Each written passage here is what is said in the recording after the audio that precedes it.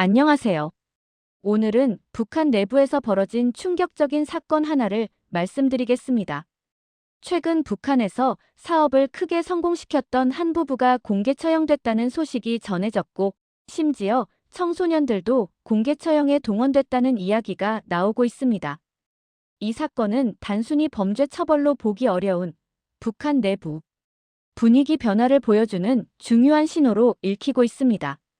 사건 내용을 먼저 정리해보면 이 부부는 전기자전거와 오토바이 관련 사업으로 큰 돈을 벌었던 사람들입니다. 북한 내부에서 시장 활동이 점점 확대되고 있는 상황에서 이 부부는 많은 이익을 올렸고, 그 과정에서 가격이 지나치게 높다거나 태도가 거만하다는 이유로 주민들 사이 불만도 어느 정도 있었다고 합니다.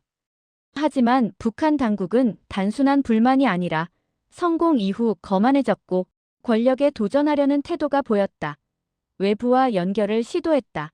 이런 이유를 들어 반국가 행위로 규정하고 공개 처형했습니다. 처형은 조용히 비공개로 이루어진 것이 아니라 수백 명의 주민을 강제로 불러 모아 지켜보도록 하는 방식으로 진행됐다고 합니다. 그리고 놀라운 점은 청소년들까지 현장에 동원되어 공개 처형을 눈으로 보게 했다는 사실입니다. 처형된 사람의 사연과 무관하게 공포를 직접 체험하게 만드는 방식이죠. 사실 북한은 최근 청소년과 젊은 세대에 대한 통제를 매우 강하게 하고 있습니다. 외부 문화, 특히 한국 드라마나 음악을 접한 이유만으로도 엄청난 처벌을 받는 사례들이 계속 보고되고 있고, 심지어 단순히 영상을 몇 개 봤다는 이유로 사형당한 청년 이야기도 이미 알려져 있습니다. 이런 흐름 속에서 이번 부부 공개 처형을 보면 북한이 단순히 한 개인을 처벌한 것이 아니라 내부 전체에 던지는 메시지라는 해석이 나옵니다. 성공했다고 우쭐하면 안 된다.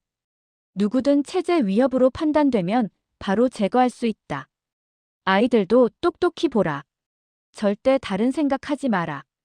이런 메시지를 사회 전반에 강하게 주입하려는 의도가 깔린 것입니다. 처형 이후 주민들 사이에서는 시장 활동 자체가 무섭다. 너무 잘 되면 위험하다. 조심해야 한다는 분위기가 퍼지고 있다고 전해집니다.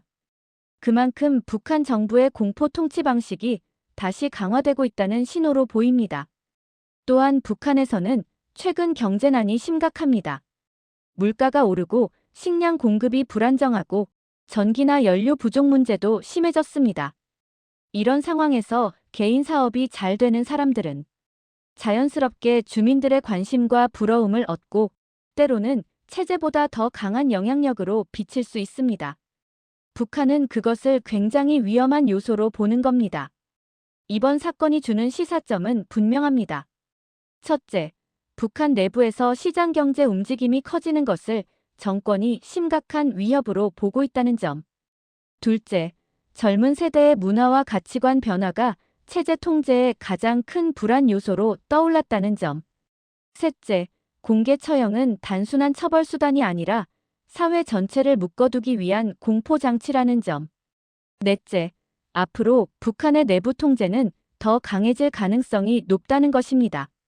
오늘 이야기를 통해 북한 내부에서 실제로 어떤 분위기가 흐르고 있고 왜 사업가와 청소년까지 공개 처형이라는 극단적 방식이 동원됐는지 조금 더 깊이 이해하셨기를 바랍니다.